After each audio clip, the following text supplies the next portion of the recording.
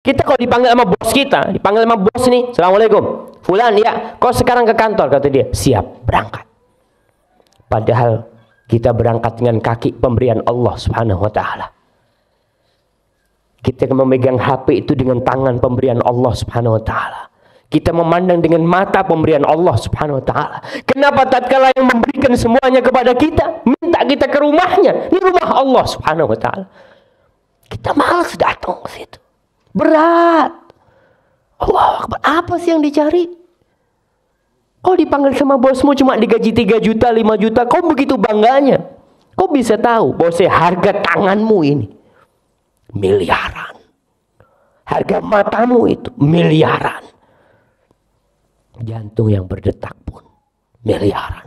Kita lebih taat kepada makhluk daripada kepada pencipta kita. Alhamdulillah alladzi waffaqana li ta'atihi wa arsyadana ila sabili rusydih.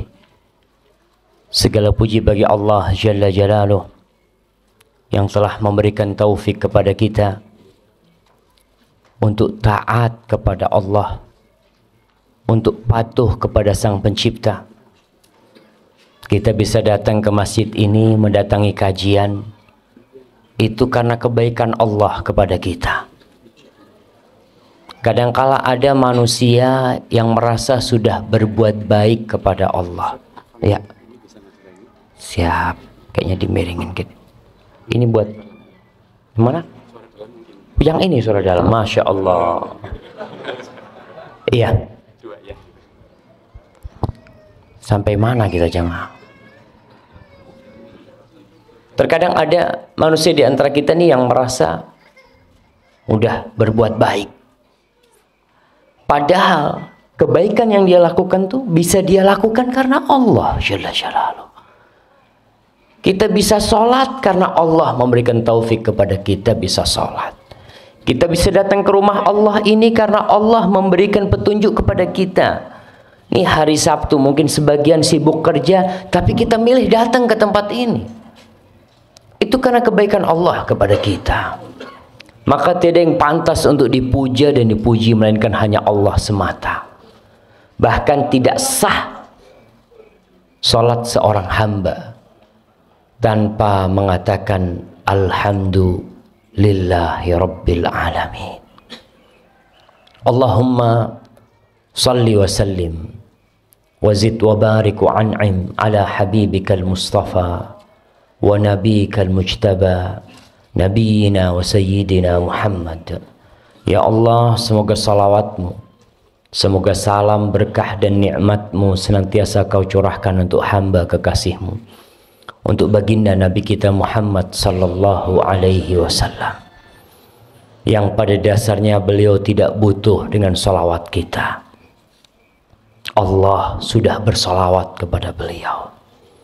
Malaikat-malaikat Allah udah bersalawat kepada beliau. Tapi Allah ingin memberikan kehormatan kepada orang-orang yang beriman, agar mereka banyak-banyak bersalawat kepada Rasul sallallahu alaihi wasallam. Allah berfirman, innallaha wa malaikatahu yusalluna 'alan nabi. Sesungguhnya Allah dan para malaikatnya bersalawat kepada Nabi. Ya ayyuhalladzina amanu sallu alaihi wa sallimu taslima. Wahai orang-orang yang beriman, ingat, yang dipanggil hanya yang beriman. Yang tidak beriman silahkan ditutup kupingnya, karena ini panggilan khusus.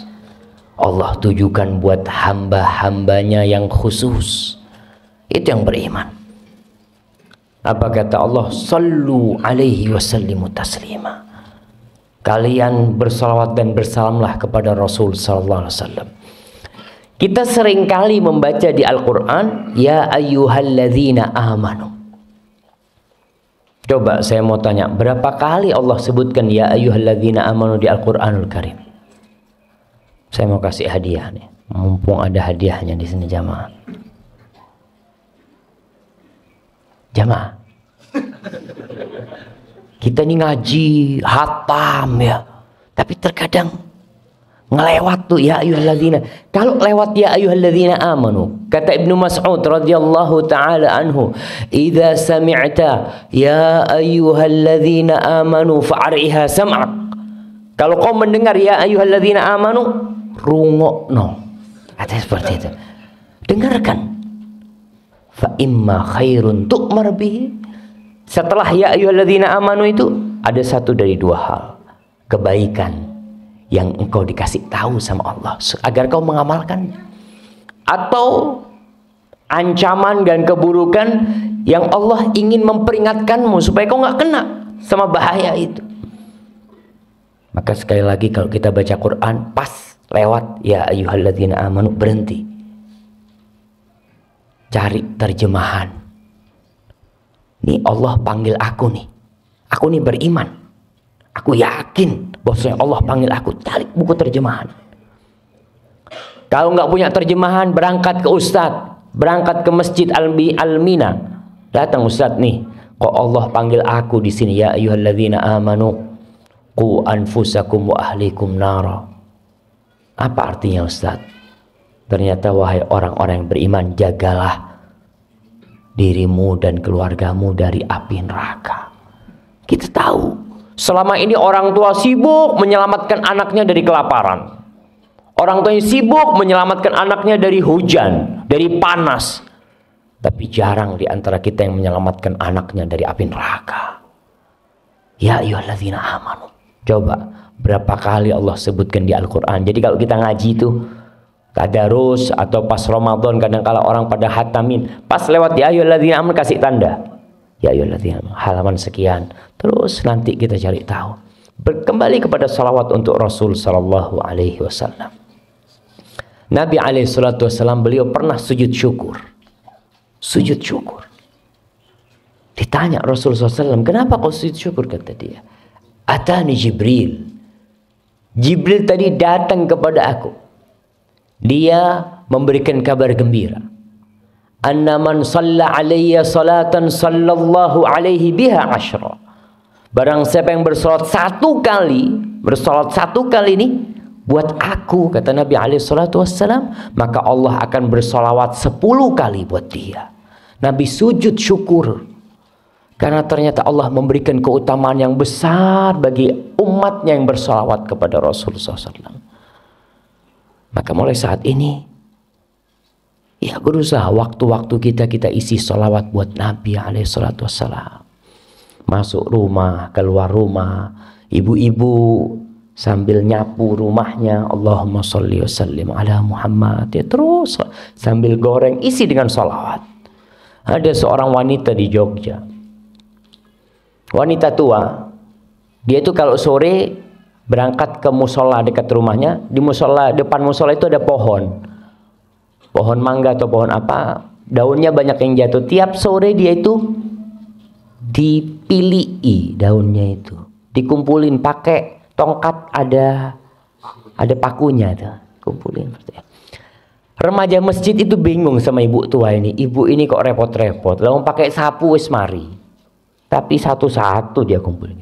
Besok sorenya sama anak-anak muda tuh disapu semuanya.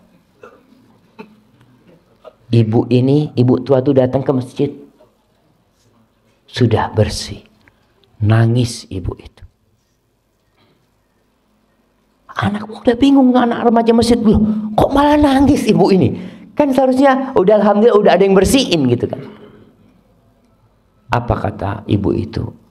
Saya dengan setiap daun itu bersolawat kepada Rasulullah SAW. Dia kumpulin. Kadang-kala ada amalan-amalan yang kita meremehkannya, jamaah. Di situ ada pahala yang besar. 10 kali Allah solawat buat kita. Allah solawat.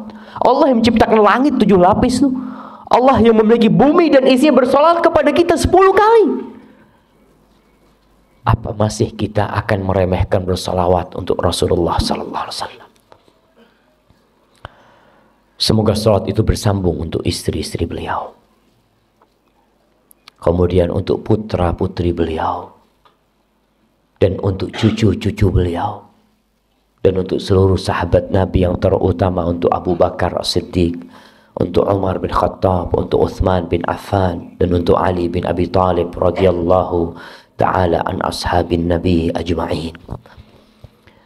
Ma'asyar muslimin wal muslimat rahimakumullah.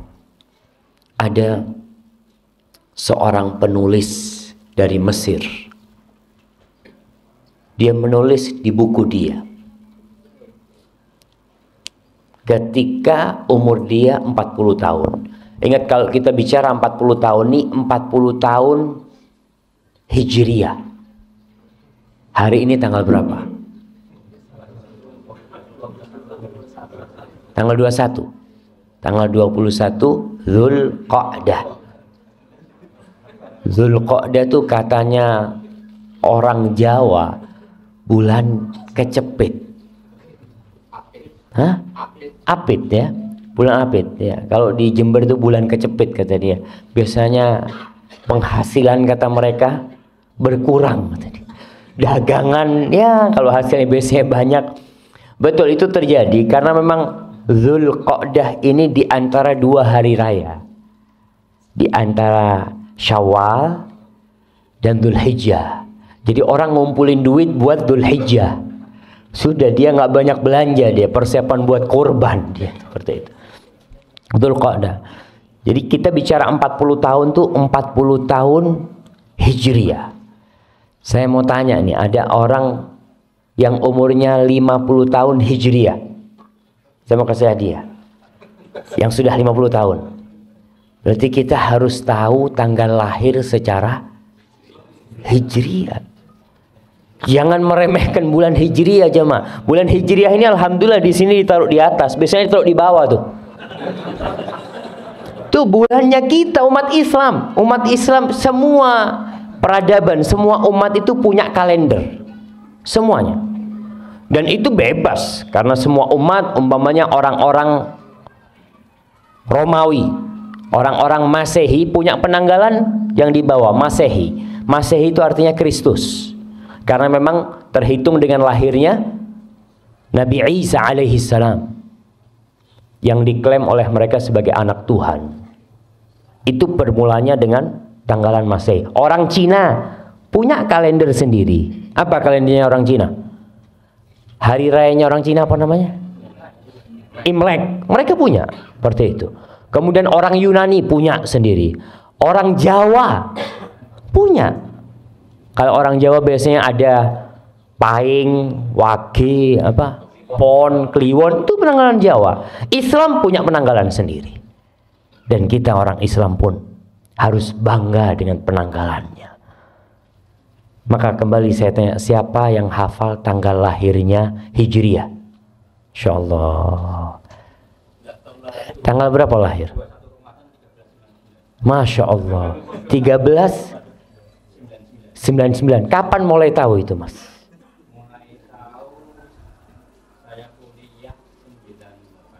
Masya Allah. Barakallahu fikum. Kasih ke beliau. Tadi. Iya, mana di sini yang tahu tadi? Nah. 1394. Masya Allah. Mulai kapan tahu tanggal lahirnya? Baru 2 tahun yang lalu. Nah, fadhal.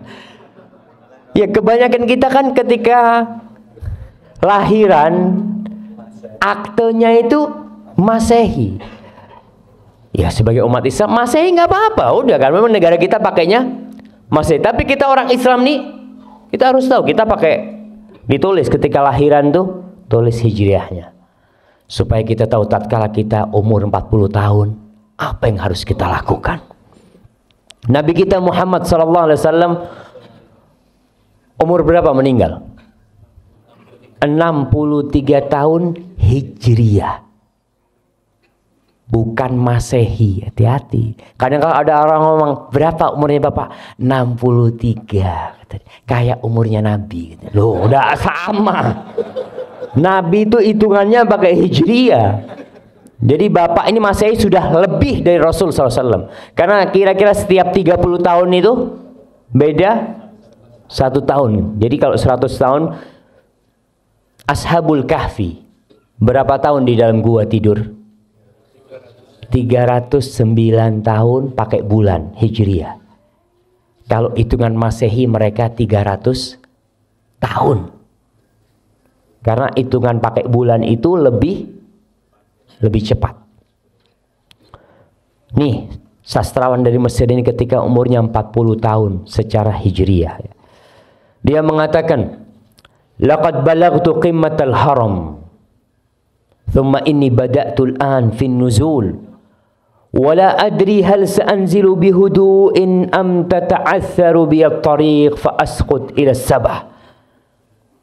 Ila ma'wayal akhir ila al-qabr." Kata dia, aku sudah sampai puncaknya piramid. Jadi orang umur 40 tahun dia udah sampai puncaknya piramid. Sekarang aku nih sudah mulai turun. Jadi orang kalau sampai puncaknya nggak mungkin naik lagi. Orang sampai puncaknya gunung, sampai situ dia akan turun. Kata dia, aku nggak tahu perjalanan turunku ini akan nyaman atau perjalanan turunku itu akan cepat dan aku masuk ke dalam kuburan. Karena ada orang yang 40 tahun, 41 mati. Nggak nunggu tadi disebutkan 60 tahun. Kemudian dia mengatakan, dia mengingat tentang angan-angan dia.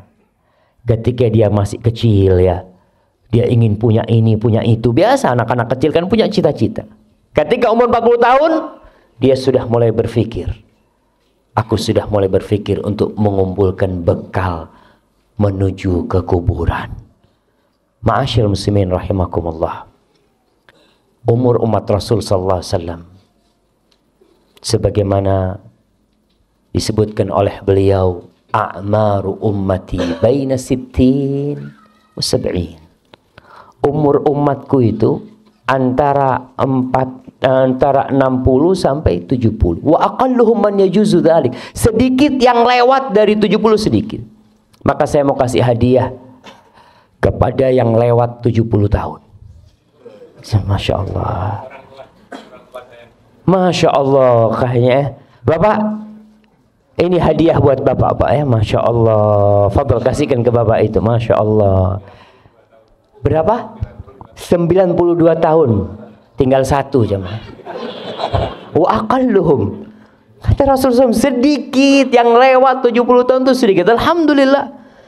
Kita dibuktikan oleh Allah Subhanahu wa taala ada salah seorang di antara kita yang umurnya lebih dari 70 tahun.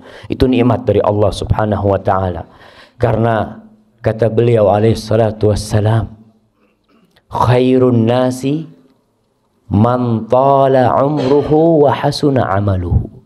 Sebaik-baiknya manusia adalah yang panjang umurnya dan baik amalannya. Wa syarrun nas man tala umruhu wa sa'a amaluhu. Seburuk-buruknya manusia adalah yang panjang umurnya, buruk amalannya. Kita ini kalau ada orang banyak berbuat dosa, banyak membuat keributan di warga paga sini, apa yang kita lakukan? Kita akan ya Allah, muka-muka cepat mati wong iku ya. Betul. Karena memang orang buruk sekali dia. Bertambah umur dia, bertambah keributan di kampung ini. Tapi ketika dia mati, selesai. Ma'asyiral muslimin rahimakumullah. Sebagian ulama membagi kehidupan manusia itu jadi 3 bagian. 20, 20, 20. 20 itu masa muda. Tambah 20 sampai umur 40 tahun tuh masa kematangan. Matang tuh, kalau buah itu udah matang. Setelah itu sudah masa persiapan untuk mati. Allah Subhanahu wa taala berfirman di surat Al-Ahqaf ayat 15. Jadi nanti dibaca tuh surat Al-Ahqaf ayat 15 berkaitan dengan umur 40 tahun ini. Allah mengatakan hatta idza balagha ashuddahu wa balagha 40 sanah qala rabbi auzi'ni, sehingga tatkala seorang hamba itu sampai puncak kematangan dia, sampai umur 40 tahun Dia berkata, Rabbi auzi'ni, ya Allah bantulah aku ya Allah, an ashkura ni'mataka allati an'amta alayya, agar aku dapat mensyukuri nikmat yang kau berikan kepada aku, wa ala walidai, dan nikmat yang kau berikan kepada kedua orang tuaku, wa an a'mala salihan, dan bantulah kami untuk beramal soleh, wa aslih li fi dzurriyyati, dan perbaiki untukku di keturunanku. Inni tubtu ilaika wa inni minal muslimin. Aku bertobat, aku kembali kepadamu, dan aku termasuk orang-orang Islam. Ma'asyiral muslimin, umur 40 tahun adalah umur yang seharusnya orang berpikir lebih panjang lagi. Dia berada di persimpangan jalan terakhir. Persimpangan jalan terakhir, ini terakhir. Kalau kau salah pilih jalan, habis. Seakan-akan di depan situ dia jalan ke kanan, jelas menuju ke surga, jalan ke depan menuju ke neraka, jalan ke kiri nggak tahu, nggak jelas. Tapi ada orang yang umur 40 tahun masih bingung mau milih yang mana dia, sehingga terkadang dia melangkahkan kakinya menuju ke neraka Allah. Na'udzubillahi minan nar. Kata dokter, orang kalau sudah umur 40 tahun makannya nggak pakai mulut, makannya pakai otak. Makannya tuh mulai mikir, ini kolesterol, enggak, ini gula, ini asam urat, enggak lah, anak nasi sama telur asin aja. Iya, mulai dia berpikir, enggak sembarangan dia makan, karena dia tahu organ-organ di tubuhnya tidak seperti ketika dia muda, nggak sama. Ketika umur 25 tahun, sate kambing 50 tusuk habis. Umur 40 tahun sate kambing, enggak lah sate ayam aja. Udah mulai dia berpikir. Nah, harus dia berpikir, karena demi kebaikan dia sendiri. Itu enggak haram, enggak, tapi dia ingin yang lebih baik buat dirinya. Kemudian dalam urusan agama dia harus bersiap-siap. Sudah lewat tuh 40 tahun Allah kasih umur kepadaku. Apa yang aku lakukan selama ini? Imam Bukhari di dalam kitab sahihnya membuat bab man balagha sittina sanah faqad a'dzarallahu ilaihi fil umr. Bab berkaitan dengan orang yang umurnya 60 tahun tuh Allah telah memberikan uzur kepada dia, memberikan alasan kalau dia nggak bertobat untuk diazab kelaknya. 40 tahun lewat sampai umur 60 tahun belum tobat-tobat tuh bahaya yang seperti itu. Allah berfirman di surat Fatir ayat 37. Ini Imam Bukhari menyebutkan ayat ini. Wa hum yastarikhuna fiha.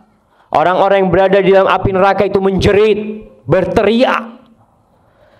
Rabbana akhrijna, ya Allah keluarkan kami dari api neraka ini untuk apa? Na'mal salihan ghairal ladzi kunna na'mal. Agar kami bisa beramal soleh tidak seperti amalan yang dulu pernah kami amalkan. Lalu dikatakan kepada orang-orang yang masuk neraka nih, yang diazab di sana, awalam nu'ammirkum ma yatadzakkaru fihi man tadzakkara ja'akumun nadhir. Bukankah kami sudah memberikan umur kepada kalian? Udah ditambah waktunya, udah ditambah kesempatannya, peluangnya. Para jamaah, modal kita dalam hidup ini bukan uang, umur. Kalau masalah uang, orang punya uang 1 triliun, umurnya habis, selesai.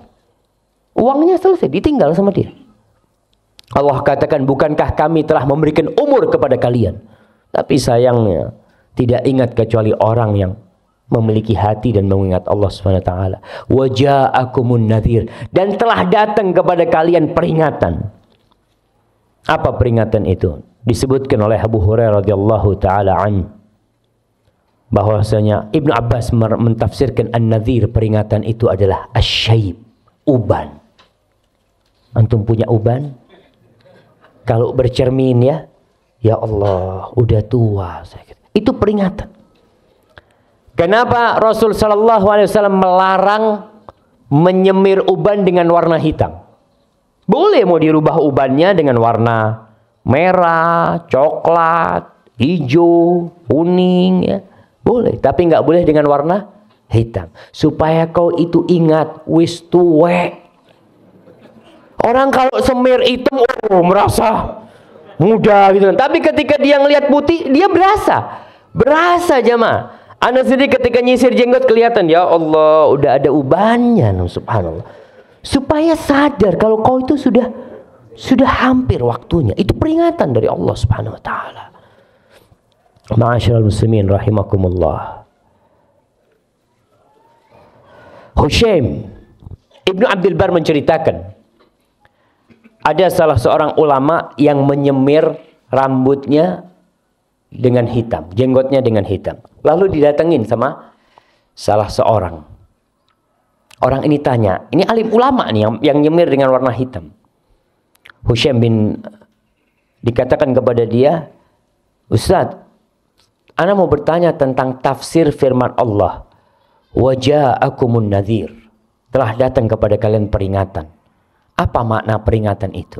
Kata Hushaim, qad qila lahu innahu syayb. Ada riwayat yang mengatakan yang dimaksud dengan peringatan adalah uban.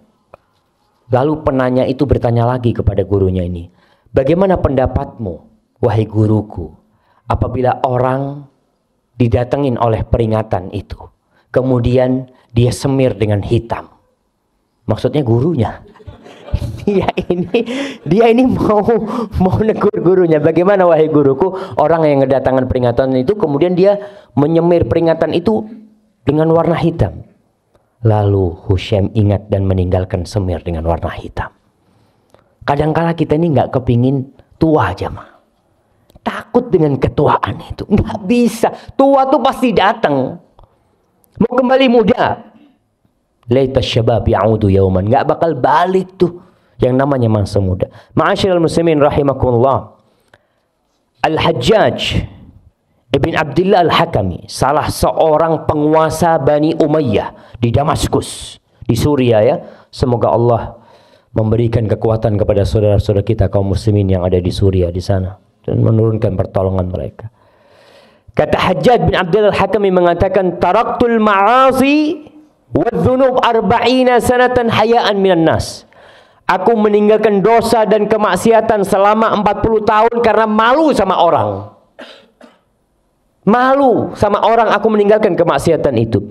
Thumma taraktuha hayaan minallah tabaraka wa ta'ala. Kemudian setelah 40 tahun aku meninggalkan dosa karena malu sama Allah subhanahu wa ta'ala. Bayangkan, Allah kasih umur sama engkau, Allah kasih rizki sama engkau, terus Allah kasih kau tetap berbuat dosa. 40 tahun Allah kasih kesempatan kepada engkau berbuat dosa. Masa kau nggak kembali kepada Allah subhanahu wa ta'ala? Ma'asyiral muslimin rahimakumullah. Kalau kita melihat ya ucapan-ucapan ulama-ulama salaf, peringatan-peringatan yang mereka berikan kepada yang umurnya 40 tahun. An-Nakhi berkata, kana yuqali sahibil arba'in ihtafid binafsik. Dikatakan kepada orang yang umurnya 40 tahun dulu, inti jaga-jaga diri ya. Inti jaga-jaga diri.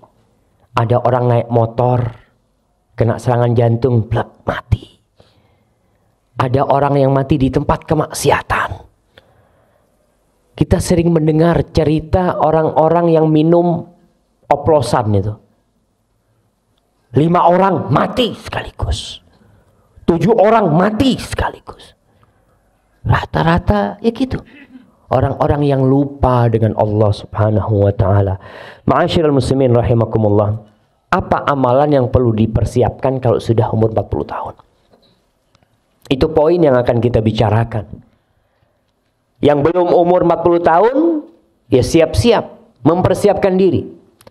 Karena ala bisa karena biasa. Allah subhanahu wa ta'ala berfirman, wa wassaynal insana biwalidayhi ihsana. Hamalathu ummuhu kurhan wa wada'athu kurhan. Wa hamluhu wa fisaluhu 30 syahra. Hatta idza balagha ashuddahu wa balagha 40 sana. Allah menceritakan, kami telah mewasiatkan kepada manusia agar berbuat baik kepada kedua orang tuanya. Kemudian Allah ceritakan tentang peran seorang ibu. Ibu kita tuh mengandung kita selama 9 bulan dalam kondisi lemah ya. Subhanallah. Saya tahu istri saya sudah melahirkan 5 anak. Dan saya tahu persis bagaimana kondisi dia ketika dia hamil ya. Kemudian ketika dia mau melahirkan, Allahu Akbar. Kita harus sadar, kita pun pernah seperti itu di perut ibu kita. Ibu kita susah mengandung kita. Dalam kondisi wanita ini lemah, ditambah dengan beban di perut dia. Kemudian menyusui selama 30 bulan, hamil dan menyusuinya, kira-kira seperti itu. Kemudian ketika umur 40 tahun, biasanya orang ini sudah mapan hidupnya. Sudah mulai punya istri, mulai punya anak, mulai sibuk dengan pekerjaannya, lupa sama orang tuanya. Lupa. Sebagian orang mengatakan, Ustaz, anak ini udah punya istri, anak ini udah punya anak. Kata dia, nah, kau punya anak. Tapi kau harus tahu bahwasanya orang yang paling berhak kau hormati di muka bumi ini adalah orang tuamu. Apalagi ibu. Maka doa orang yang umur 40 tahun ini, Rabbi auzi'ni an ashkura ni'mataka allati an'amta alayya wa ala walidayya. Nikmat yang kau berikan kepadaku dan kepada kedua orang tuaku. Maka orang kalau sudah umur 40 tahun, dia buka lembaran dia. Sampai mana aku sudah berbakti kepada orang tuaku, kepada bapak ibuku. Pernah seorang sahabat datang kepada Rasul sallallahu alaihi wasallam. Dia mengatakan, ya Rasulullah, man haqqun nas bihusni sahabati. Siapakah manusia yang paling berhak mendapatkan penghormatan dari aku, kebaktianku? Apa kata Rasulullah SAW? Ummuk, ibumu. Lalu tanya lagi sahabat, thumma man? Setelah ibu siapa? Rasulullah SAW? Thumma ummuk. Kemudian ibumu lagi. Tanya lagi sahabat, thumma man? Kemudian siapa wahai Rasulullah SAW? Thumma ummuk. Kemudian ibumu. Tanya lagi yang keempat, thumma abuk. Baru setelah itu bapakmu. Istri di mana? Di bawah bapak. Apalagi anak-anak. Kalau ada 100 orang yang harus kita hormatin di muka bumi ini, yang pertama ibu, yang kedua ibu, yang ketiga ibu, jamaah. Sekali lagi, orang kalau sudah umur 40 tahun banyak sibuk sama keluarganya. Jarang berkunjung ke tempat orang tuanya. Telepon jarang, punya rezeki lupa sama orang tuanya. Karena berpikir, ya saya sudah punya keluarga sendiri. Ingat, walaupun engkau jenderal bintang 4, jenderal bintang 4, punya pasukan 1000, 10.000 pasukan, ketika engkau di hadapan ibumu, pangkatmu hanya anak, nggak lain. Engkau akan dipanggil nak, dan kau akan panggil ibu kepada ibu. Masyaallah ikhwah rahimakumullah. Maka coba kita lihat, apakah kalau kita punya rezeki, kita sudah hadiahkan kepada orang tua kita? Kita beli mobil, kita beli ini, beli itu, beliin istri kita, beliin anak-anak kita, tapi kita lupa tidak membelikan orang tua kita.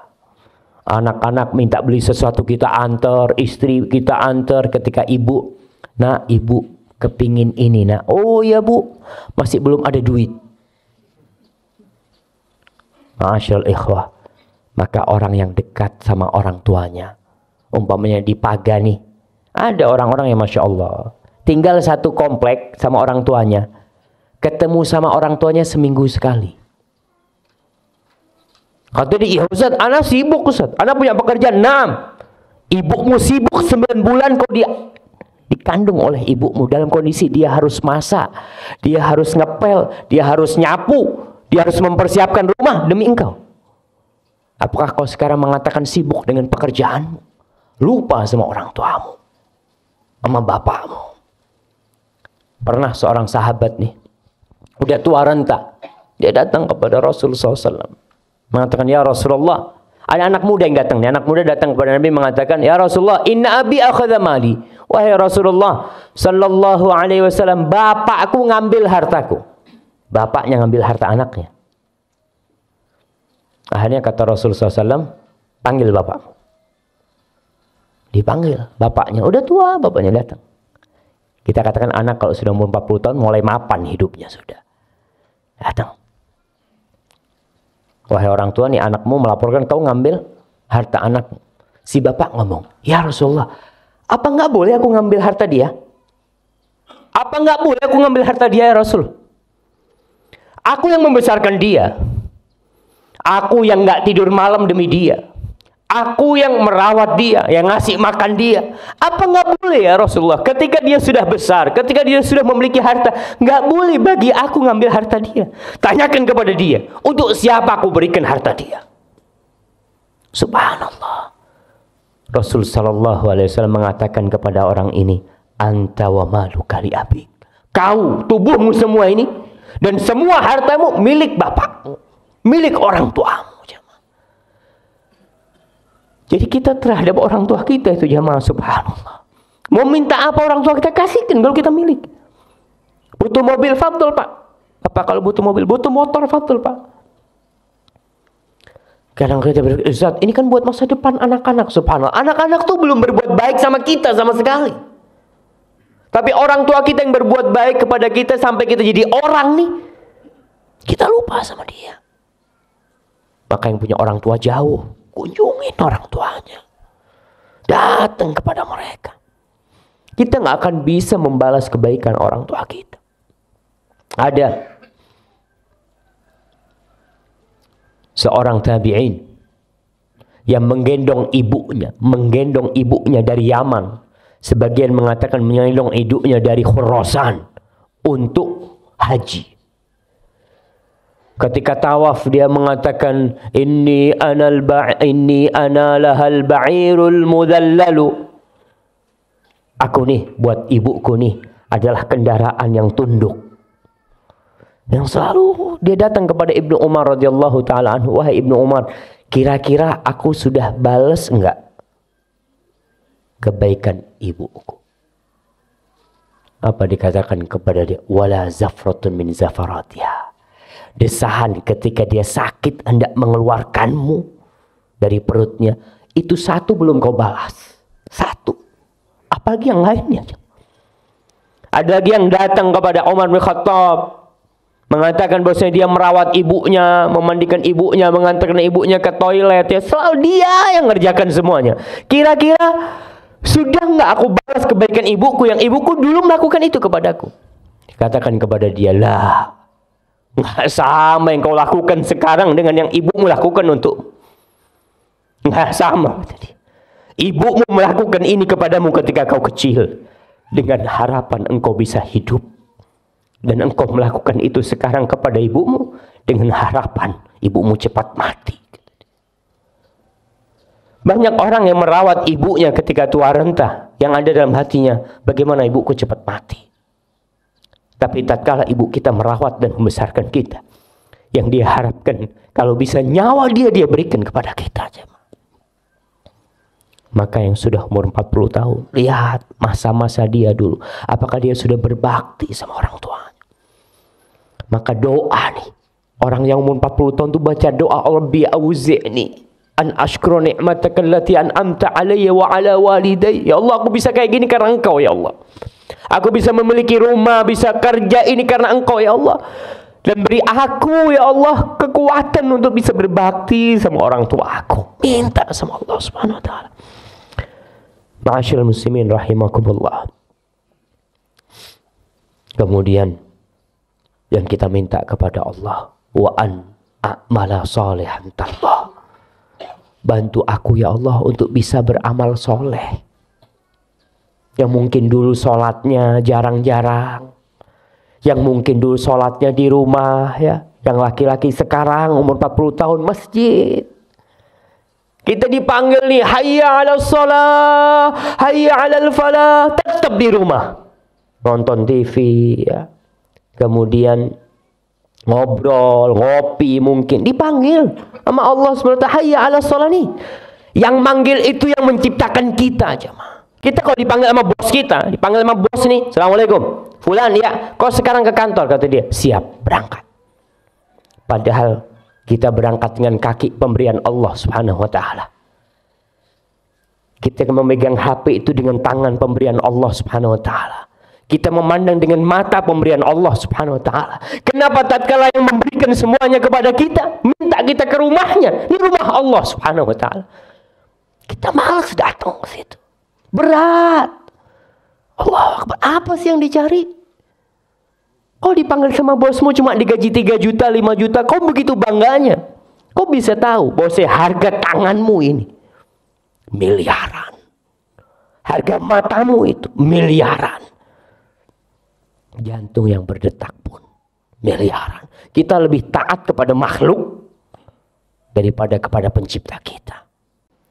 Maka sekali lagi, yang umur 40 tahun ya, khususnya, bukan berarti yang sebelum itu enggak, yang umur 40 tahun lebih dia tanya, saya nih selama setahun ini berapa kali sholat di masjid? Mungkin cuma Jumatan saja.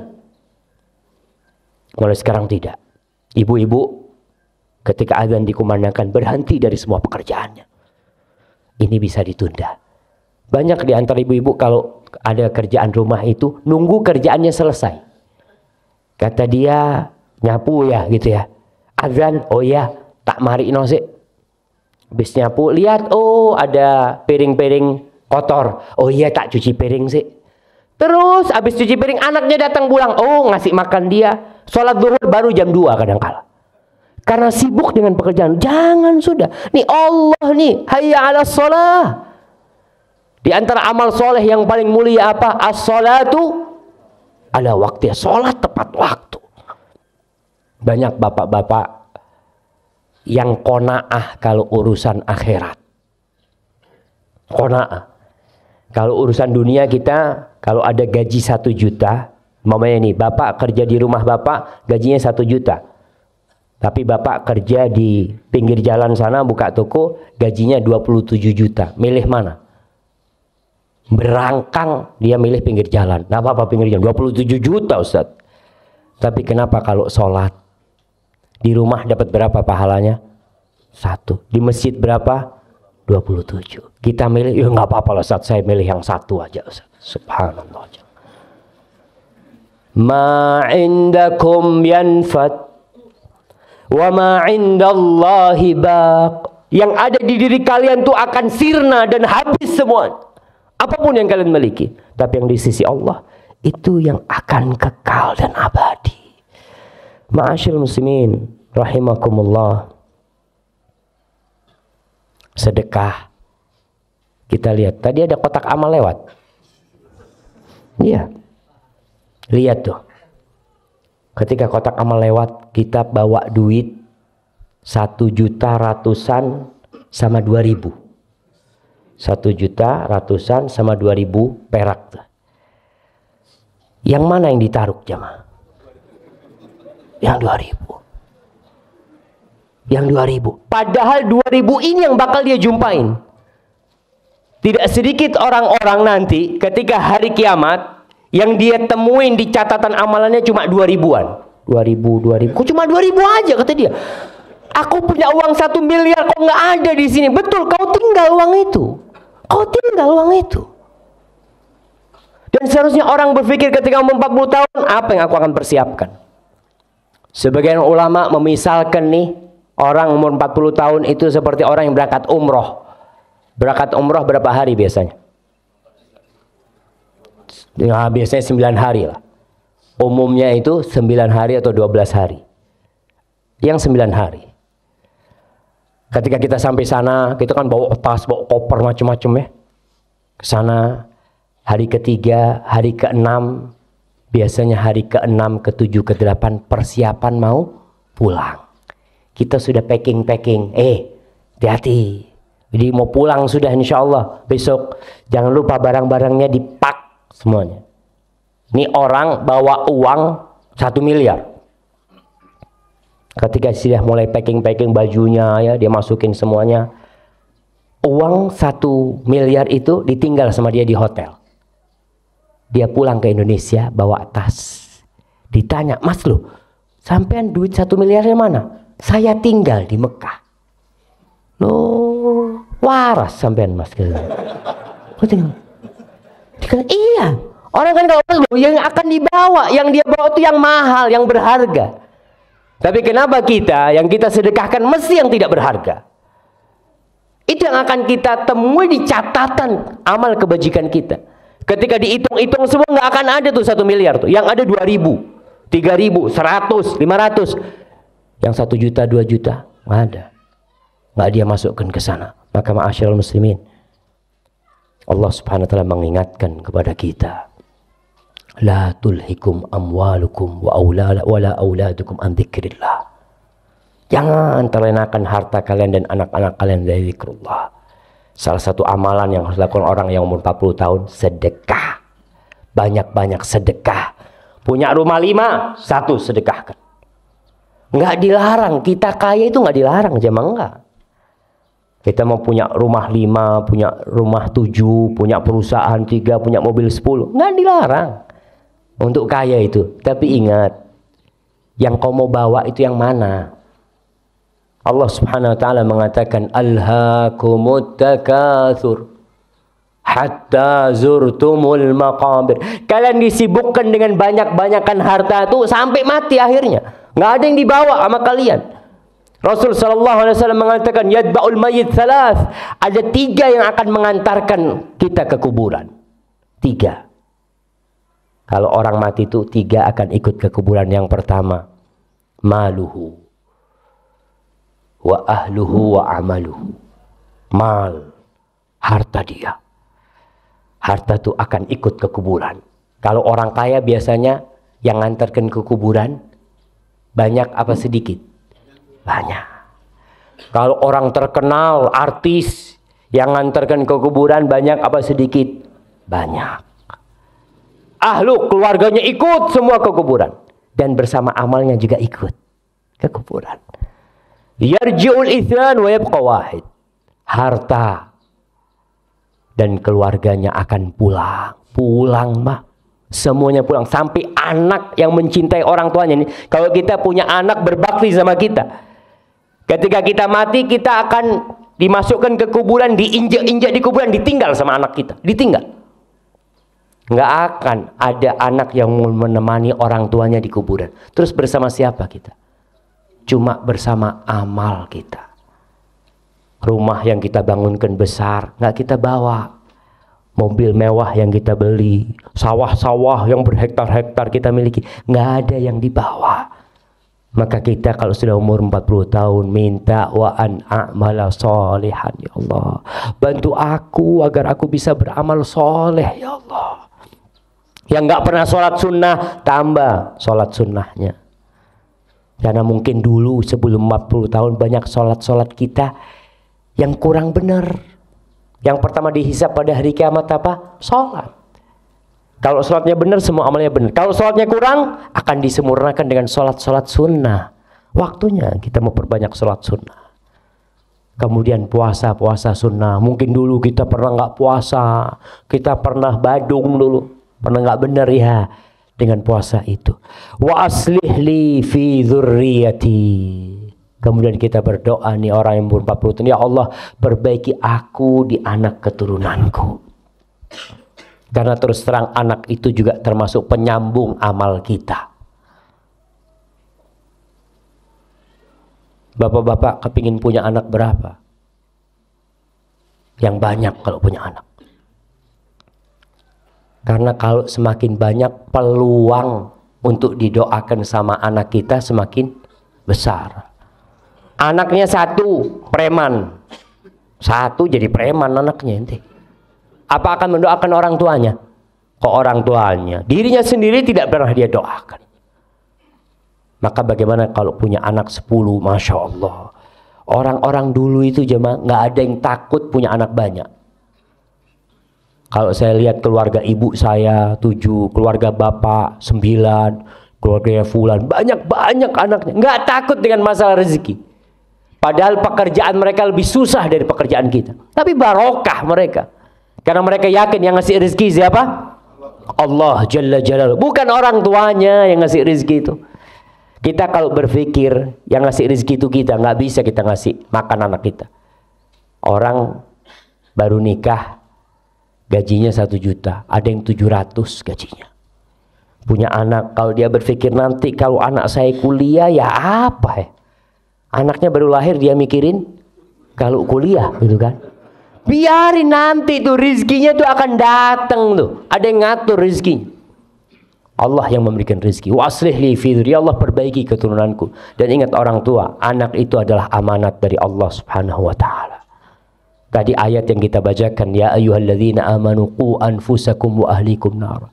Wahai orang-orang yang beriman, jaga diri kalian dan keturunan kalian, keluarga kalian dari api neraka.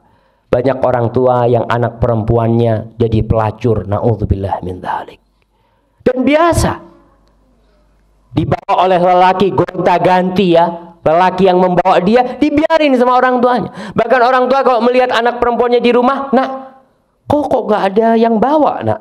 Subhanallah, subhanallah. Ingat jamaah, kalau kita punya anak yang jadi pelacur umpama, yang jadi preman, dan kita tidak mendidik mereka, jangan harap masuk surga. Sebelum kita mempertanggungjawabkan tuh anak-anak kita, mereka akan pegangin kita di hari kiamat. Ya Allah, nih bapakku nggak pernah ngajarkan kepada aku sholat. Nih bapakku nggak pernah ngajak aku ke masjid. Nih ibuku yang kerjanya ya Allah cuma arisan sana arisan sini, anaknya nggak pernah diurusin. Maka hati-hati, kita minta sama Allah supaya keturunan-keturunan kita diperbaiki. Jadi anak-anak yang soleh dan benar. Inni tubtu ilaik. Ya Allah, aku bertobat kepadamu. Aku kembali kepadamu ya Allah. Atas segala dosa-dosa yang kita lakukan. Ya waktunya tobat sudah. Ma'asyiral muslimin rahimakumullah. Kalau anak muda berbuat dosa, itu masih lumrah. Tapi tetap dosa ya. Jangan dikatakan lumrah, oh berarti nggak apa-apa, tetap dosa. Rasul sallallahu alaihi wasallam bersabda, "Thalathatun la yukallimuhumullah yaumal qiyamah wa la yuzakkihim wa la yanzuru ilaihim wa lahum adzabun alim."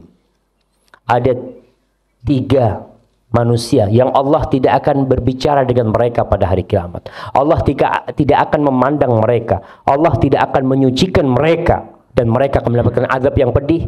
Yang pertama, syaikhun zanin, orang sepuh yang berzina.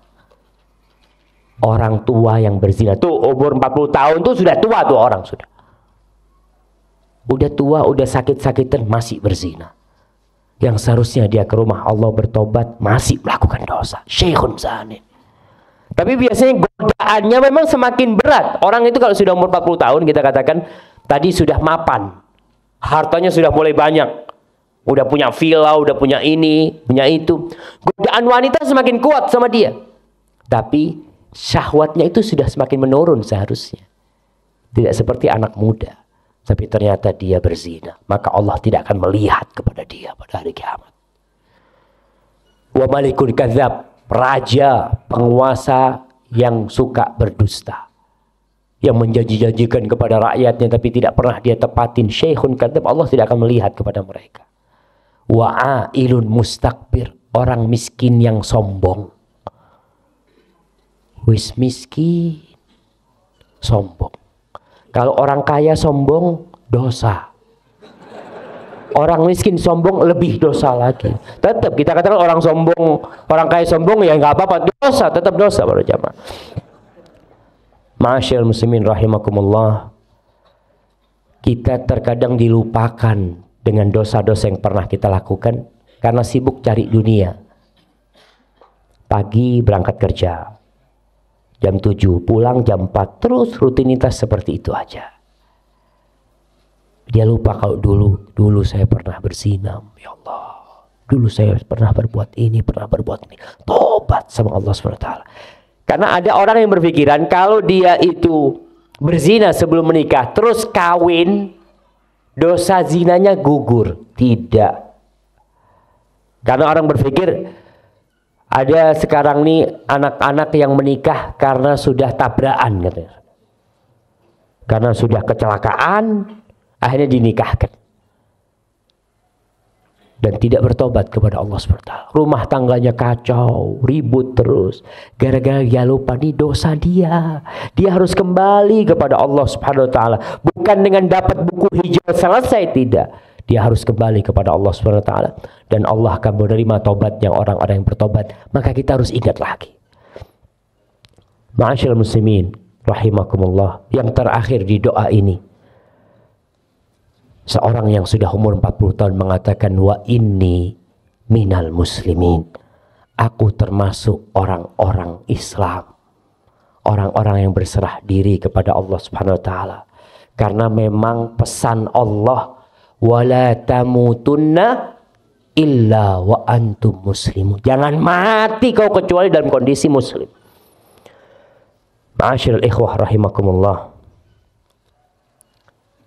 Kita lihat orang-orang yang umurnya 40 tahun bangun villa. Kalau di daerah Purworejo di mana villanya misalnya, Jemaah? Hah? Nggak ada. Oke lah, orang-orang Jakarta umur 40 tahun, 50 tahun sukses bangun villa. Bangun villa di Bandung, bangun villa di Bogor. Udah bangun villa, selesai nih villanya, 2 hari mati. Dia belum pernah menempatin villa itu. Kena serangan jantung, kena apa. Seorang syekh cerita, ada seorang laki yang kaya raya, dia membangun rumah, apartemen, disebutkan miliaran yang dia keluarkan untuk membangun rumah itu. Setelah selesai, kena serangan jantung. Dikunjungin sama sohibnya ketika sudah mau mati nih, kata dia. Maka dikatakan, gimana menurut ente nih istri ana nih? Kalau ana mati, kawin lagi dia. Rumah ini dinikmatin sama dia dan suami dia. Betul. Antum bisa bayangin. Kadang-kala kita menumpuk dunia bukan untuk diri kita, yang menikmatin orang lain. Disebutkan ada seorang juga yang membangun villanya. Villanya itu dikasih marmernya dari batu yang dari Brazil itu apa namanya? Onik. Sekarang kan musim batu akik nih ya. Antum kadang-kala orang punya koleksi akik, 100 akik di lemarinya. Ada yang dia bawa mati. Satu pun nggak ada yang dia bawa. Bahkan akan dilepas sama anaknya. Kalau bapaknya mati pakai akik, akan dibiarin sama anaknya. Oh, cok pak eman-eman pak. Bapak mati wis kono wis. Ibunya ketika mati dengan kalung emasnya dan gelang-gelang emasnya, cincin emasnya, apa anaknya tega membiarkan emas? Bukan tega sama ibunya ya. Tega sama emasnya itu dibawa mati ibunya. Nggak akan tega dia. Ya salah siapa? Ibu tidak mensedekahkan. Kalau ibu sedekahkan, ibu akan bawa ke kuburan. Tapi sekarang itu hak kita. Iya, hak ahli waris. Dilepas. Nih, yang Syekh cerita ada seorang membangun villa. Kemudian lantainya itu pakai batu onik. Dikatakan sampai 2,5 tahun dia menghiasi villanya itu. Kurang beberapa hari. Udah selesai nih, dia mau datang ke villa itu. Mati jamaah. Dan itu realita yang tidak bisa dipungkirin. Apa kita tetap akan menjadi budak-budak dunia? Kunu min abna'il akhirah. Jadilah kalian dari anak-anak akhirat. Karena dunia ini akan hancur lebur. Yang kita bawa tuh hanya yang kita sedekahkan dan amal soleh kita. Rasul SAW pernah bertanya kepada para sahabatnya. Ayyukum malu warithihi ahabbu ilaihi min mali. Siapa di antara kalian yang harta ahli warisnya lebih dia cintai daripada harta dia? Kata para sahabat, nggak ada Rasul. Semua pasti lebih cinta dengan harta dia sendiri. Masa cinta dengan hartanya orang lain? Dengan harta ahli warisnya. Kata Rasul SAW, malu, hartamu itu ma akaltahu fa'afdat. Yang kau makan kemudian habis jadi kotoran. Wa ma labistahu fa'ablat. Yang kau pakai kemudian jadi usang. Wa ma anfaqta fa'abqait. Dan yang kau sedekahkan kemudian kau simpan. Selain itu adalah hartanya ahli waris. Rumah walaupun sertifikat atas nama kita, perusahaan milik kita, semua sandal yang kita pakai, semua yang milik kita itu akan kita tinggal kecuali yang kita sedekahkan. Ma'asyil ikhwah rahimakumullah. Sekali lagi, banyak-banyaklah berdoa. Dibaca nih surat Al-Ahqaf ayat 15, dihafalin. Sering-sering kita baca, Rabbi auzi'ni an ashkura ni'mataka allati an'amta alayya wa ala walidayya wa an a'mala salihan tardaha wa aslih li fi dhurriyyati inni tubtu ilaika wa inni minal muslimin. Anaknya diajarin, nak sini nak, doakan bapak nak ya. Bapak ini sudah tua, ajarkan kepada anak kita, nak mintakan ampun buat bapak nak ya. Ajarin sama anak kita. Karena kita ingin anak-anak kita diperbaikin. Banyak orang tua yang lebih berat anaknya tidak sekolah daripada anaknya tidak sholat. Subuh, azan dikumandangkan, anaknya nggak dibangunin. Kenapa? Masih kecil, kata dia. Ya Ustaz, masih kecil Ustaz. Kan belum wajib sholat. Tapi ketika jam 7 diobrak-abrik anaknya suruh sekolah. Apa sekolah wajib? Lebih wajib mana antara sekolah dengan sholat? Sholat. Maka tolong perhatikan yang seperti itu. Hadza wallahu a'lam bishawab. Itu yang bisa kita kaji pada kesempatan kali ini. Dan pada penghujung acara ini saya sampaikan nasihat dari Abu Darda radhiyallahu taala anhu. Istrinya Ummu Darda pernah meminta sesuatu kepada Abu Darda. Ya, namanya perempuan kadang-kala dia minta yang neko-neko. Banyak istri itu mintanya yang macam-macam gitu kan.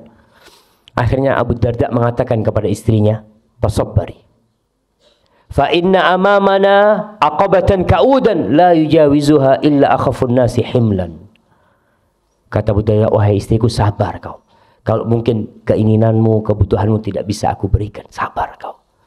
Di depan kita ini ada jalan yang susah, yang terjal, yang nggak ada orang bisa melewatin jalan itu kecuali yang bawaannya sedikit. Orang-orang yang bawaannya sedikit insya Allah bisa melewatin seperti itu. Maka dunia ini hanya jembatan untuk menuju kampung akhirat. Tinggalkan semuanya, kita ketemu nanti di akhirat. Kargukan barang-barang besar ini, nanti berjumpa kelak di padang mahsyar sana, berjumpa kelak di timbangan kita, berjumpa kelak di sirat, sampai kelak berjumpa dengan kita di dalam surga Allah Subhanahu wa taala. Hadza wallahu a'lam bishawab. Wa sallallahu ala nabiyyina Muhammad wa ala alihi wa sahbihi wasallam. Barakallahu fikum. Baik. Silakan masuk ke, mungkin dibacakan saja. Terima kasih Ustaz. Alhamdulillah sudah kita ikuti pencerahan dari Ustaz Syahid.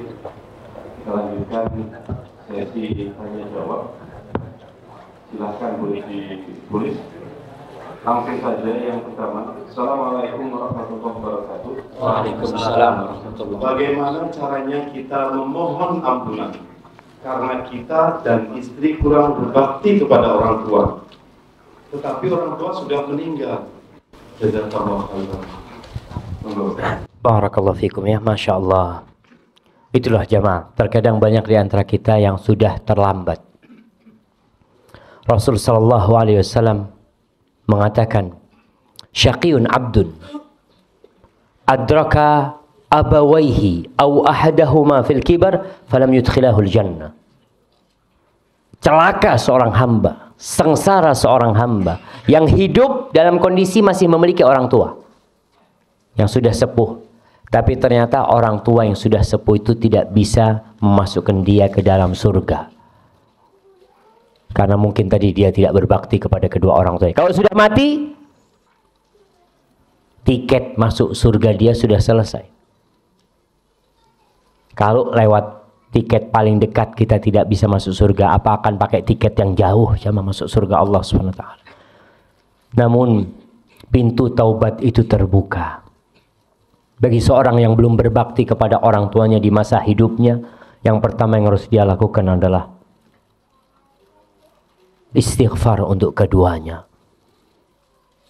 Rabbighfirli wa liwalidayya warhamhuma kama rabbayani shaghira. Yang kedua yang bisa dia lakukan adalah bersedekah untuk kedua orang tuanya. Dia punya rezeki, orang tuanya ninggalin warisan, bangunkan masjid buat orang tuanya, wakaf buat orang tuanya. Itu mungkin yang bisa kita lakukan setelah meninggalnya mereka. Yang ketiga, berbuat baik kepada teman-teman orang tua kita atau kerabat dia, apalagi kepada paman kita, kepada bibi kita, berbuat baik kepada mereka. Karena Rasul sallallahu alaihi wasallam mengatakan, inna min abarril birri silatur rajuli ahla wuddi abih. Termasuk kebaktian yang paling maksimal. Termasuk kebaktian paling maksimal itu seorang anak berbuat baik kepada orang-orang yang dicintai oleh orang tuanya. Seorang muslim berbuat baik sama orang tuanya itu bukan karena orang tuanya ada di depan dia, tidak. Kita nggak munafik. Kita kadang-kadang sama orang tua kita pura-pura baik, di belakang kita mencela orang tua kita. Tidak. Orang tua kita nggak ada, udah mati, tetap kita berbuat baik kepada orang tua kita. Tadi berbuat baik kepada teman-teman orang tua kita datang ke rumah mereka, kita kasih, ya kalau ada sedekah-sedekah buat mereka, kita potong kurban, kita ingat dengan teman-teman orang tua kita. Itu termasuk kebaktian yang bisa kita lakukan untuk orang tua yang sudah meninggal. Wallahu a'lam bishawab. Nah.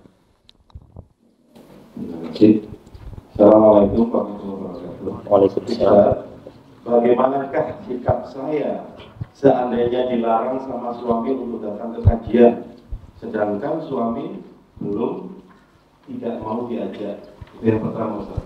Yang kedua, apakah Ustaz sakit adanya Ustaz Dr. Khalid MA?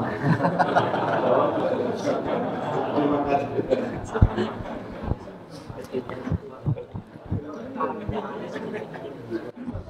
Iya, bismillah. Berkaitan dengan bagaimana seorang istri yang dilarang oleh suami untuk datang ke pengajian. Para suami harus tahu bahwa perempuan-perempuan itu, walaupun mereka ada di bawah kekuasaan seorang lelaki sebagai suami, mereka tetap adalah hamba-hamba Allah. Rasul sallallahu alaihi wasallam mengatakan kepada para suami, la tamna'u ima Allah masajid Allah. Jangan kalian larang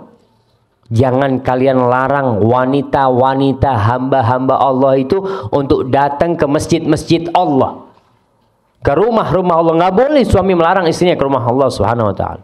Nggak boleh. Itu suatu perbuatan dosa tatkala dia melarang istrinya ke rumah Allah. Istri mau sholat ke masjid. Memang wanita lebih baik sholat di mana? Di rumah. Tapi kalau istrinya mau ke masjid, boleh suami melarang? Nggak boleh. Mengatakan, bang, aku kepingin sholat subuh di masjid. Apa yang bisa dia lakukan? Ya tafadhali. Itu hakmu untuk ke rumah Allah. Tapi tetap harus izin kepada suami. Karena jangan sampai suami pulang, istrinya hilang gitu kan. Mana istriku, nggak ada. Padahal istrinya ada di masjid. Bagaimana posisi istri yang dilarang datang kajian? Ya berusaha untuk mengambil hati suaminya, ya. Jangan sampai pengajian itu kan dalam artian nggak harus di masjid. Bisa jadi kita dapat kajian lewat radio, lewat apa, ya, lewat TV, atau kita bisa baca buku. Tapi tetap kalau untuk keluar rumah izin sama semua suaminya. Doakan suaminya mudah-mudahan terbuka pintu hatinya sehingga mengizinkan dia untuk datang ke rumah Allah SWT. Ma'asyiral muslimin wal muslimat rahimakumullah, kita hidup ini penuh ujian semuanya. Ada bapak yang diuji sama anaknya, ada anak yang diuji sama bapaknya, ada suami yang diuji sama istrinya, ada istri yang diuji sama suaminya. Kita lihat para nabi, umpamanya Nabi Nuh alaihissalam, siapa ujian beliau? Istrinya. Nabi Ibrahim alaihissalam, siapa ujian beliau? Bapaknya. Nabi Nuh juga alaihissalam, siapa ujian dia? Anaknya Nabi Nuh. Nabi Lut seperti itu. Jadi itu hidupnya ujian, maka perlu kesabaran kita menghadapi hal itu. Kalau dikatakan apakah anak saudaranya Ustadz Khalid, adiknya, nah, saya adiknya Dr. Khalid Basalamah, walaupun tidak dilahirkan dari satu rahim. Nah, karena innamal mu'minuna ikhwah. Jadi memang marga Basalamah ini termasuk marga yang datang dari Yaman, dari Hadramut sana. Mereka banyak di Indonesia. Ya, salah satunya Dr. Khalid Basalamah termasuk yang turun di mana? Di Makassar sana. Adapun kakek saya waktu pertama datang ke Indonesia ini turunnya di Padang dulu. dari Padang ke Jakarta. Seperti itu mungkin. Wallahu a'lam bishawab. Ini ada yang mau konsultasi. Bismillahirrahmanirrahim. Assalamualaikum warahmatullahi wabarakatuh. Kepada Ustaz Dr. Syafiq Bintah dan Basara yang saya hormati, izinkan saya bertanya beberapa hal. Ada 3 hal. Yang pertama, apakah boleh wanita Arab atau wanita Arab turunan di Indonesia dipinang oleh pria non-Arab yang tidak bermarga tapi satu akidah, yaitu Ahlus Sunnah wal Jamaah? Nah, Masya Allah. Yang kedua, satu-satu aja. Satu. Kecuali berkaitan. Saya tertarik dengan satu gadis Arab. Ini saya tertarik dengan salah satu gadis Arab turunan. Kebetulan marganya sama dengan Ustadz. Dan saya berteman dengan ayahnya cukup dekat. Dan tiap subuh suka berangkat ke masjid bareng saat di Pekalongan sana, dari Pekalongan. Tapi anaknya, gadis yang dimaksud, tidak mengenal saya. Hanya saja memiliki cukup informasi tentang dia. Maka layak dan adakah harapan saya untuk mempersatukannya?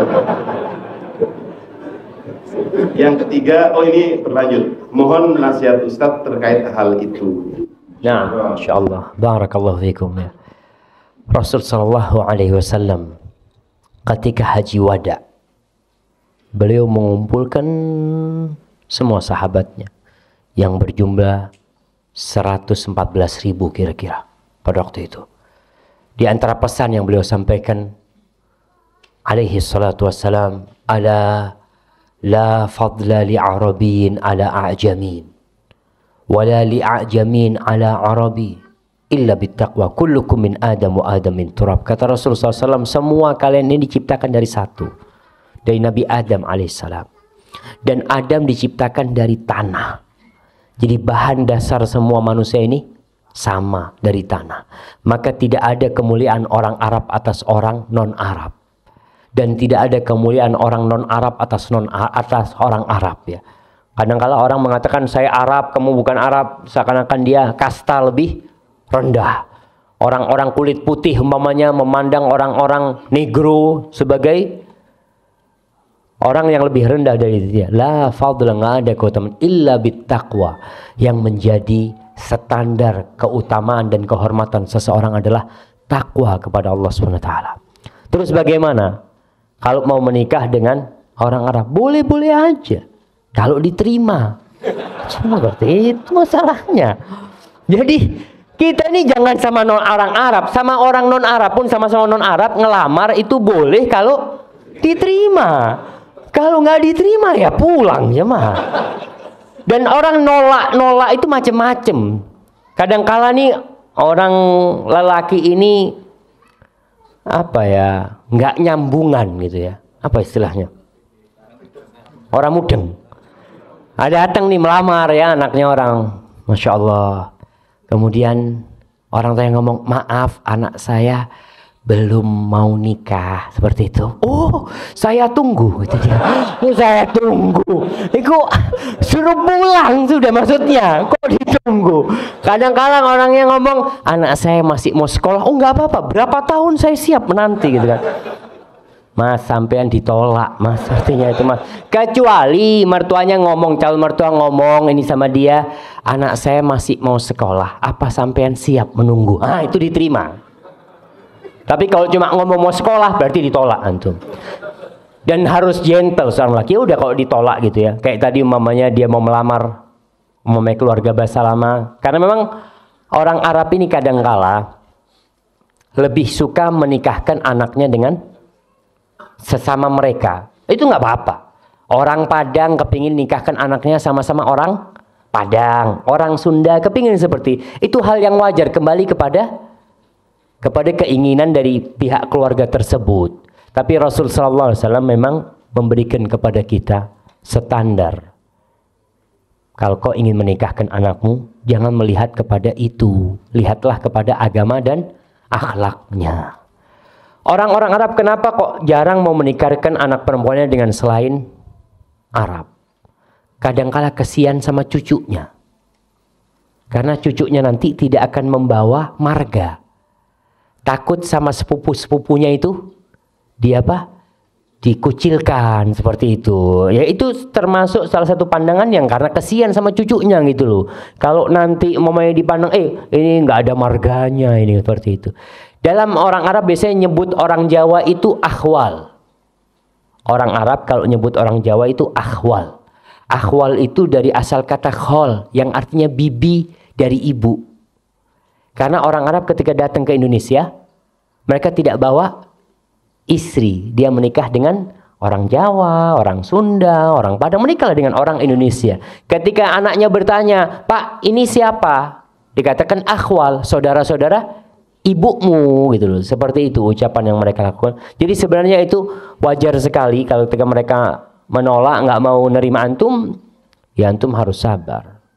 Bukan karena antum nggak layak diterima, mungkin ada pertimbangan-pertimbangan yang lainnya. Antum kalau sudah dekat sama orang tuanya, bismillah. Kekuatan doa itu tidak terbendung. Ya. Kalau antum minta sama Allah SWT, Allah tinggal kun fayakun.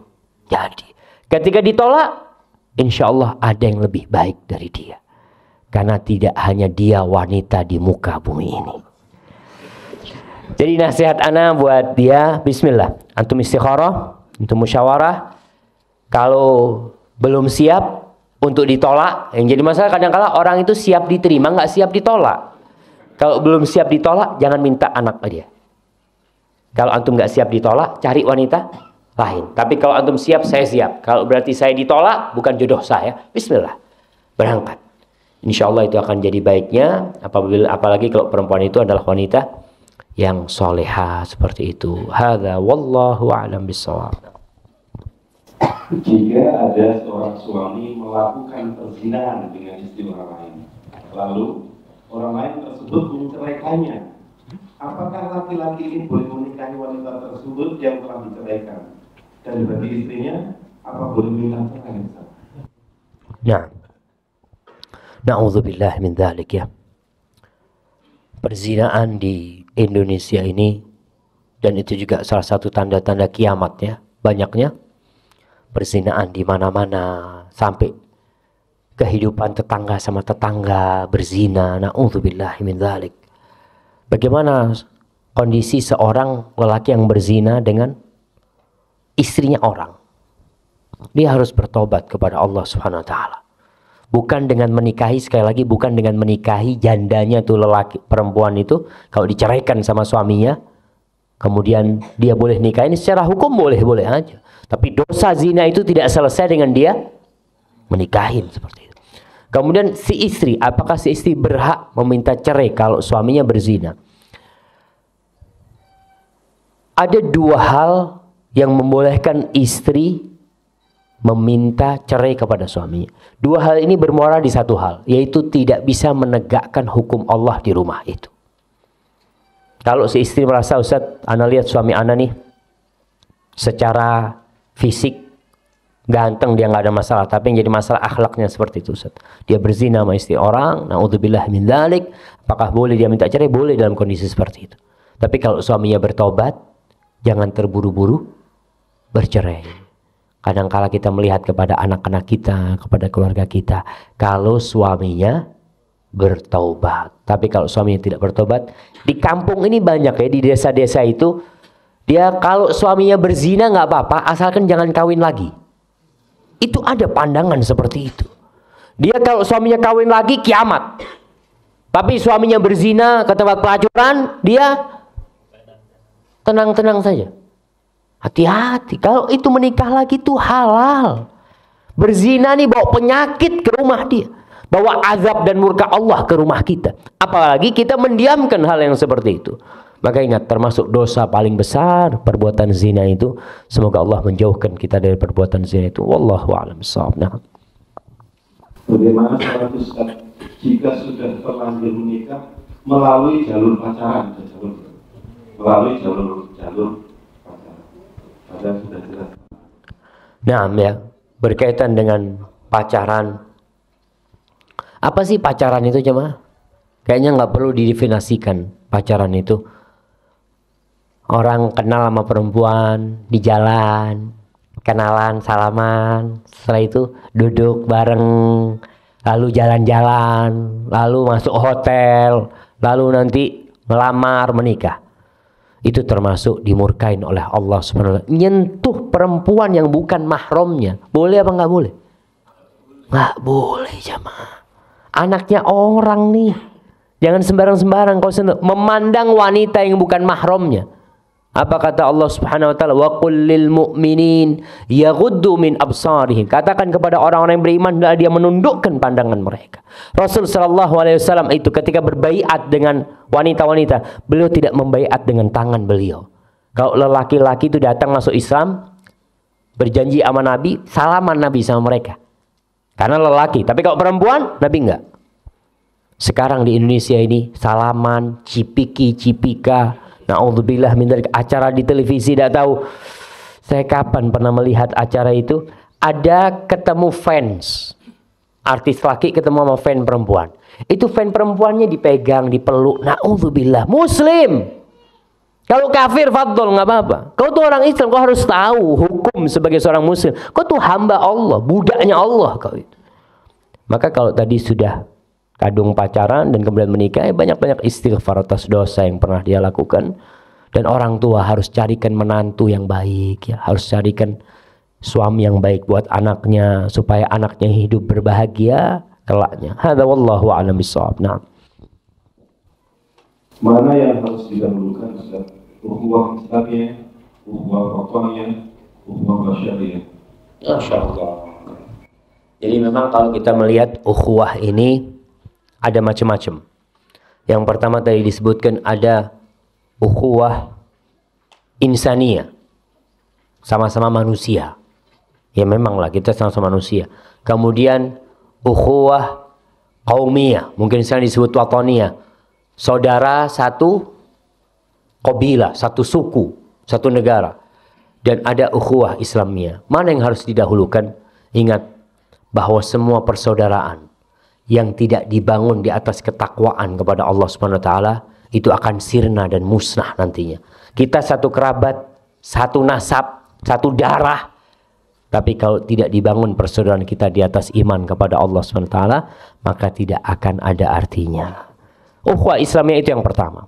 Tapi kita hidup umpamanya seperti di Indonesia. Kita di Indonesia ada orang kafir, tetangga kita non muslim, ya kita punya kewajiban menghormati dia. Rasul sallallahu alaihi wasallam ketika hidup di kota Madinah, beliau berdampingan dengan orang-orang Yahudi dan Rasul menghargai mereka. Selama mereka tidak berbuat kejahatan, Nabi membiarkan mereka. Dan itu perintah dari Allah Subhanahu wa taala agar kita berbuat baik. Innallaha ya'muru bil adli wal ihsan, berbuat baik kepada semuanya. Kepada binatang pun kita berbuat baik kepada mereka. Tapi tidak sampai melampaui batas-batas. Karena kalau toleransi di negeri kita ini melampaui batas. Contohnya urusan agama. Natalan umpamanya, Natal. Boleh nggak kita mengucapkan Natal kepada tetangga kita yang non-muslim? Kita bantu dia.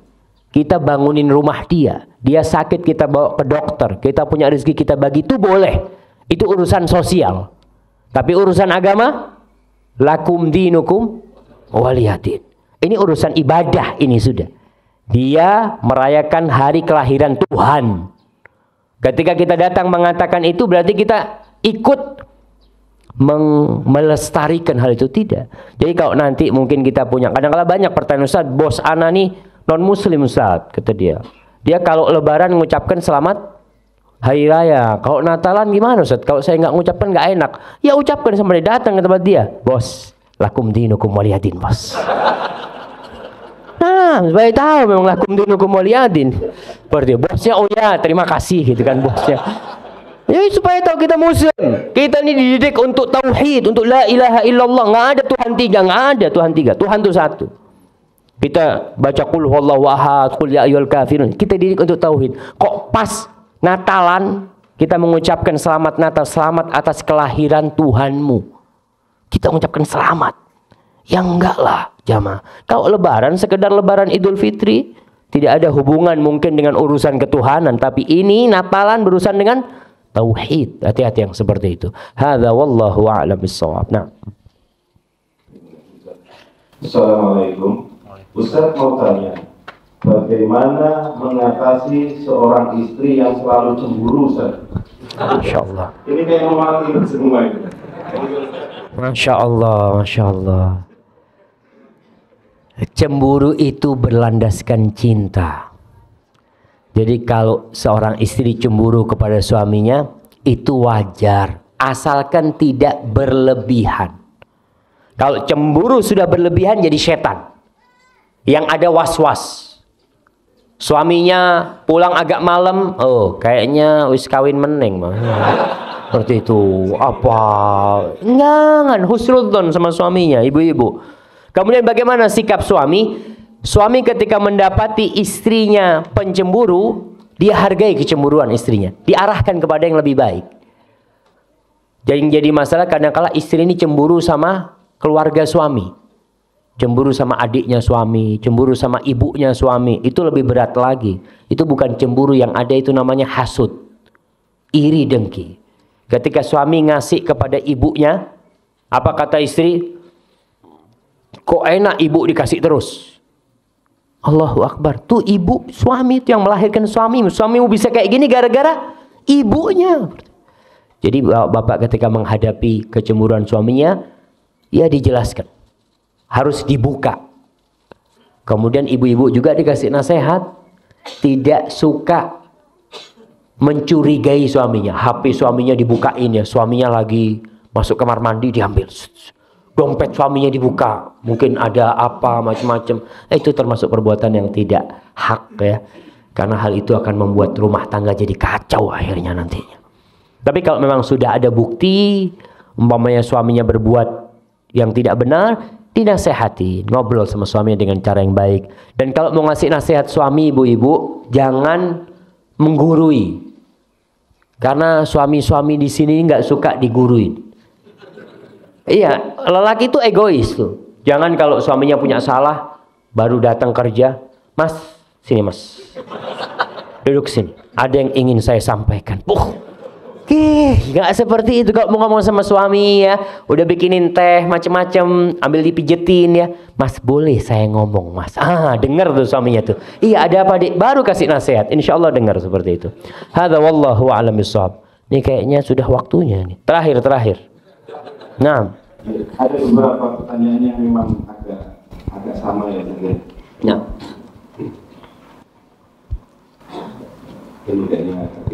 Assalamualaikum Ustaz. Waalaikumsalam. Tanya, adakah peruntungan untuk sholat sunnah tasbih? Bolehkah kita melaksanakannya? Mohon penjelasan. Nah, berkaitan dengan sholat sunnah tasbih, ada beberapa hadis yang diriwayatkan dari beberapa sahabat tentang sholat sunnah tasbih. Sebagian ulama mensahihkan hadisnya. Di antara yang mensahihkan umpamanya Syekh Albani rahimahullahu ta'ala, sehingga sholat sunnah tasbih bisa diamalkan berdasarkan hadis itu. Tapi sebagian ulama memandang hadisnya itu lemah, karena tidak ada riwayat dari Rasul SAW beliau mengamalkannya. Dalam kondisi seperti ini, maka saya melihat kita harus berlapang dada ketika ada yang mengatakan saya mau sholat sunnah tasbih Ustaz. Ya monggo, tafadhol.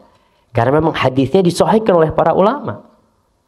Tapi umpamanya saya beranggapan hadisnya itu lemah Ustaz, karena ulama-ulama menjelaskan hadisnya itu lemah. Ya silahkan, jangan dilaksanakan ketika menghadapi seperti itu.